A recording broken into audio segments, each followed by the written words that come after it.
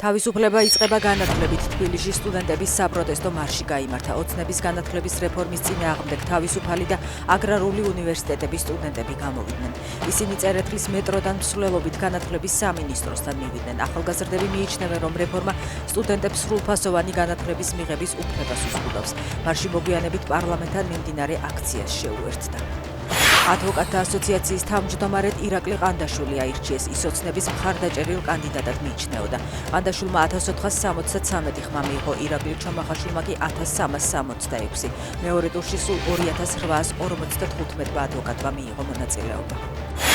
შვედეთის ტერიტორიულ წყლებში სანქცირებული რუსული სატვირთო გემი დააკავეს. ადლერის მფლობელი კომპანია ევროპული და ამერიკული სანქციების ქვეშაა ჩრდილოეთ კორეიდან რუსეთში საბრძოლო მასალის ექსპორტის გამო. გემი სანქტ-პეტერბურგიდან 15 დეკემბერს გავიდა რა იყო მისი საბოლოო დანიშნულების ადგილი უცნობია. ამერიკის შეერთებულმა შტატებმა ვენესუელის სანაპიროსთან მესამე ტანკერი დააკავა. ბლუმბერგის ინფორმაციით, პანამის დროშის ქვეშ მცურავი ტანკერი ბელა-1 ამერიკული სანქციების ქვეშაა და ის ვენესუელაში ნავთობის ჩასატვირთად მიემართებოდა.